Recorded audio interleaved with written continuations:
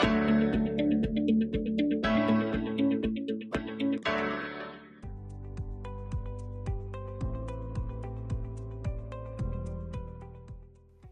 को नमस्कार। हिंदी व्याकरण के एक नए वीडियो में आप सभी का हार्दिक स्वागत है। और आज हम करेंगे संधि भाग 2। संधि याद है ना आपको? क्या पढ़ा था हमने भाग 1 में? चलिए जल्दी से दोहरा लेते हैं। हमने एक तो पढ़ी थी संधि की परिभाषा कि दो वर्णों के आपस में मेल को ही हम संधि कह रहे थे, और उससे जो विकार उत्पन्न होता है या परिवर्तन आता है उसी का नाम ही था संधि। ये आपने पढ़ लिया। और इसके साथ साथ कुछ उदाहरण भी देखे थे, साथ ही साथ आपने संधि के भेद भी जाने थे, जिनमें सबसे पहली थी हमारी स्वर संधि, दूसरी व्यंजन संधि और तीसरी विसर्ग संधि। स्वर संधि के सारे भेद आप भाग 1 में जान चुके हैं। यदि नहीं याद तो एक बार पुराना वीडियो दोबारा देख लीजिए। और इसके बाद आज हम करेंगे व्यंजन संधि को। स्वर संधि के पांचों भेद आपको अगर ध्यान में आ गए हैं बहुत अच्छी बात है, नहीं आए तो उसे एक बार पुनः दोहरा लीजिए। और इसके बाद आज हम व्यंजन संधि की बात करने वाले हैं। सबसे पहले हम इस बात को स्पष्ट करना चाहेंगे कि व्यंजन क्या है। व्यंजन वास्तव में ऐसे वर्ण हैं जो कि स्वर की सहायता से बोले जाते हैं। जब तक स्वर नहीं जुड़ता वे आधे रहते हैं, उन्हें हम उच्चारण के रूप में सही से नहीं बोल सकते, और इसीलिए उनको सहायता देने के लिए जो वर्ण होते हैं वे होते हैं स्वर। तो यानी आप समझ गए कि स्वरों की सहायता से बोले जाने वाले वर्ण व्यंजन कहलाते हैं। और हिंदी वर्णमाला में 33 व्यंजन हैं। और वे व्यंजन कौन कौन से हैं जल्दी से उन्हें भी देख लीजिए, क्योंकि जैसे ही मैं बात करूंगी क्वर्ग ट्वर्ग, आपको पता होना चाहिए मैं किसकी बात कर रही हूँ। हमारे पास ये 5 वर्ग होते हैं, कवर्ग, च्वर्ग, ट्वर्ग, त्वर्ग और पवर्ग। कवर्ग में ये वाले सारे वर्ण आते हैं, च्वर्ग में ये वाले, ट्वर्ग में, त्वर्ग में, पवर्ग में आप देख सकते हैं कौन कौन से वर्ण आ रहे हैं। ये सारे के सारे व्यंजन हैं, और इन व्यंजनों को हम बोलते हैं स्पर्श व्यंजन। ये सारे स्पर्श व्यंजन हैं। इसके बाद दूसरे स्थान पर आते हैं अंत्यस्थ व्यंजन। ये कौन से हैं? य, र, ल, व। और तीसरे स्थान पर आते हैं ऊष्म व्यंजन। उसमें केवल श, श, स, ह ही शामिल होते हैं।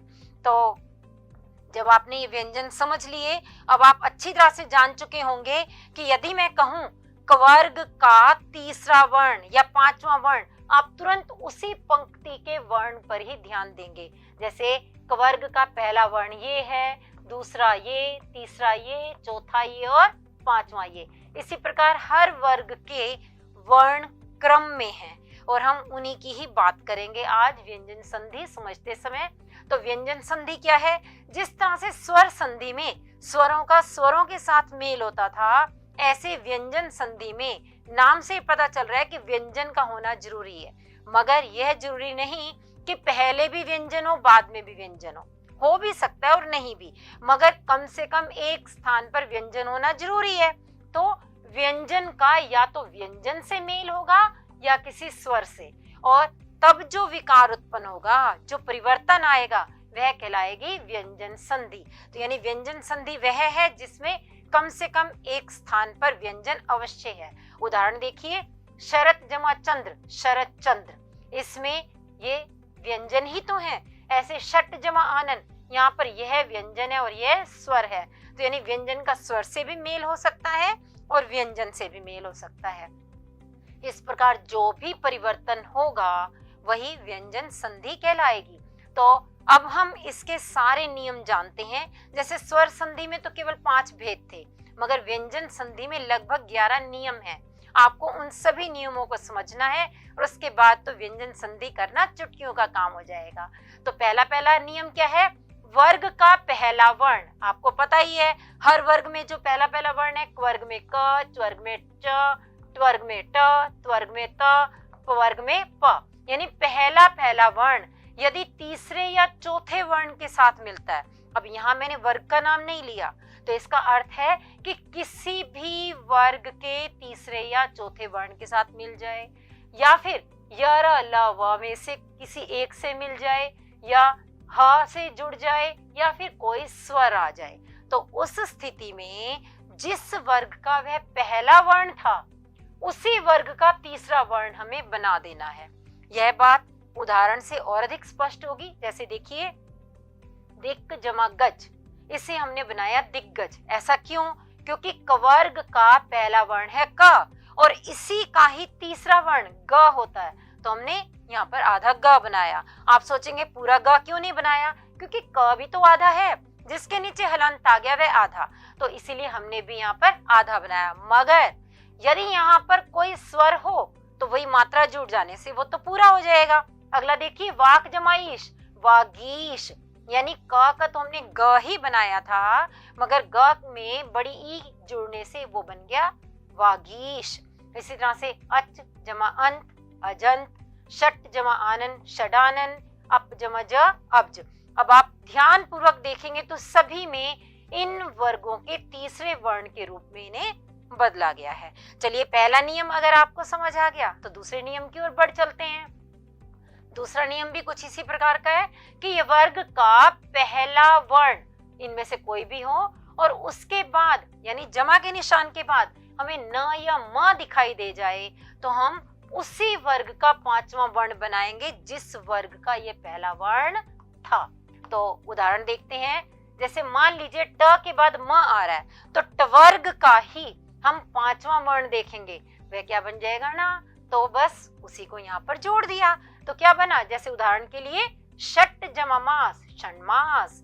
ऐसे ही त में न जोड़ने से न ही बनेगा, क्योंकि त्वर्ग का पांचवा वर्ण न होता है। तो उत जमा नयन, उन्नयन, यानी हमने त को आधे न में बदल दिया। इसी प्रकार प के बाद यदि म आ रहा है तो हमें पता है ये पवर्ग का पहला वर्ण है और इसी का पांचवा वर्ण, पवर्ग का पांचवा वर्ण क्या होता है? म। तो इसीलिए यहाँ पर हम क्या बना रहे हैं? आधा म, अप जमा मय, अमय। स्पष्ट हो गया कि उसी वर्ग के पांचवें वर्ण में हम बदल रहे हैं। कब? जब इनमें से कुछ भी आ जाए, या न आ जाए या म आ जाए, उस स्थिति में पांचवें वर्ण में बदलेंगे। तो दो नियम पता चले। अब तीसरे नियम की ओर बढ़िए। देखिए तीसरा नियम क्या कहता है, ये बहुत बहुत महत्वपूर्ण नियम है, क्योंकि इसमें जमा के निशान से पहले हमें त दिखाई देगा और त के बाद किसी भी वर्ग का तीसरा या चौथा वर्ण आ जाए, किसी भी वर्ग का, समझिए, कवर्ग, चवर्ग, टवर्ग, त्वर्ग, अपवर्ग, किसी भी वर्ग का यदि तीसरा या चौथा वर्ण आ जाए तो उस स्थिति में हम उसे किस में बदलेंगे? तीसरे वर्ण में। ठीक है, मगर यहाँ आप ये देखिए, य, र, व में से भी कोई आ सकता है और कोई स्वर भी आ सकता है।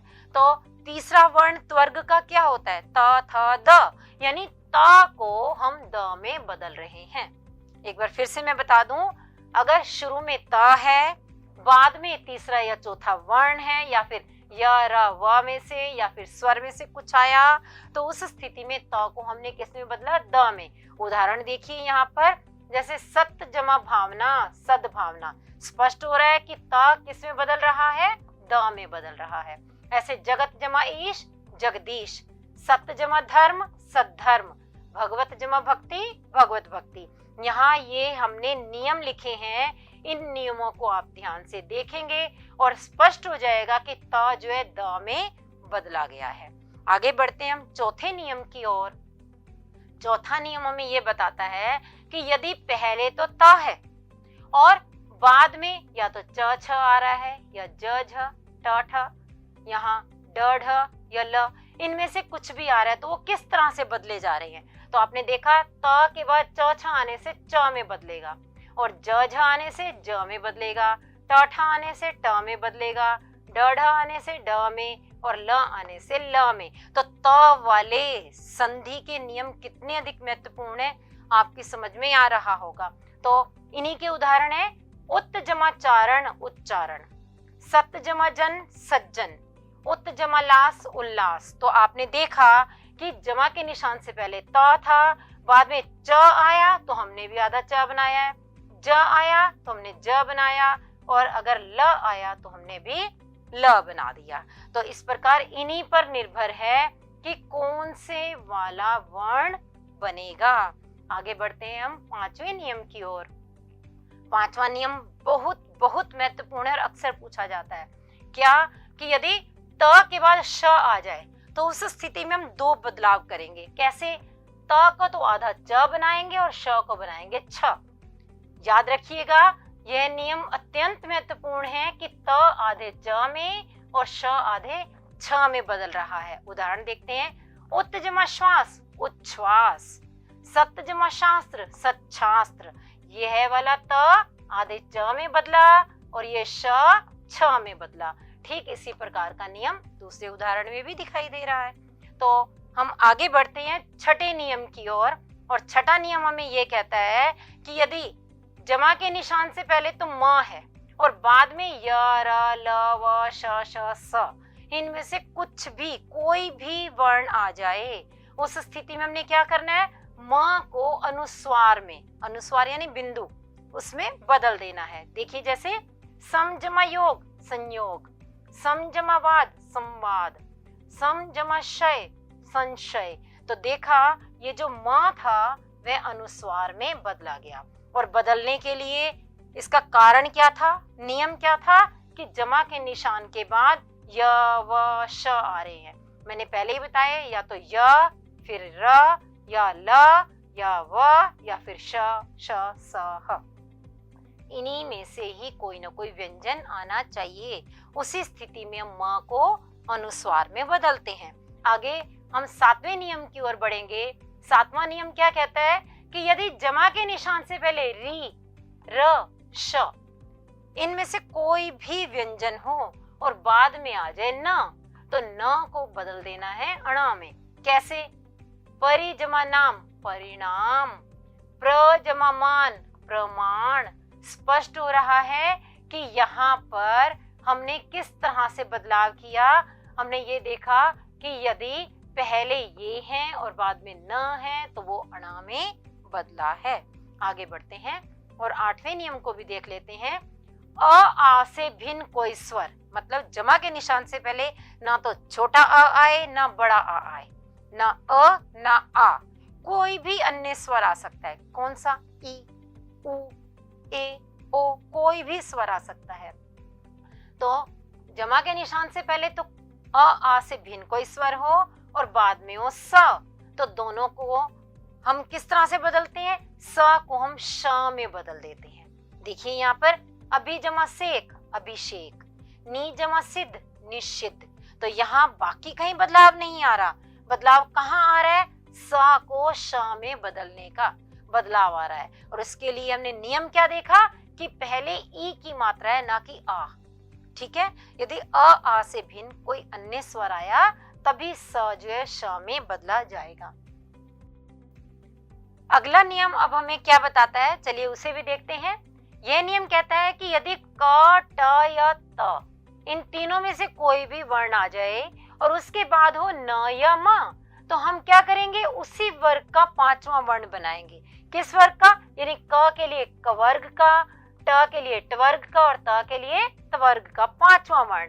अब जैसे उदाहरण से देखते हैं। जगत जमा नाथ जगन्नाथ, उत जमा नति उन्नति, षट जमा मास क्षण मास, षट जमा मूर्ति क्षण मूर्ति। स्पष्ट है कि उसी वर्ग का पांचवा वर्ण यहाँ पर बन रहा है। और अब हम बढ़ेंगे अगले नियम की ओर। अगला नियम हमें क्या बताएगा? कि यदि श के बाद त आ जाए तो उस स्थिति में त का रूप ले लेता है। उदाहरण देखिए। शिष्ट जमा त शिष्ट, यहाँ त ने ट का रूप ले लिया। लेकिन अगर यहाँ त की जगह थ होता तो ये हमारा 11वां नियम बन जाता कि श के बाद थ आने से ठ बना। कैसे? थ ने ठ का रूप ले लिया। उदाहरण देखिए। पृष्ठ जमा थ पृष्ठ। तो इस तरह से आपने देखा कि इन 11 नियमों में सारी व्यंजन संधि समाई है। और यदि आपने इन्हें ध्यान से जान लिया तो आप सारे के सारे व्यंजन संधि के उदाहरण भी कर पाएंगे। तो इसी के साथ हम आज के वीडियो को विराम देते हैं, मगर जाने से पहले आपके लिए थोड़ा सा अभ्यास करें कि आप स्वयं हर नियम पर आधारित 2-2 उदाहरण लिखिए और इन्हें अच्छी तरह से पक्का कर लीजिए, ताकि अगले वीडियो में हम बड़े आराम से विसर्ग संधि को सीख सकें। धन्यवाद।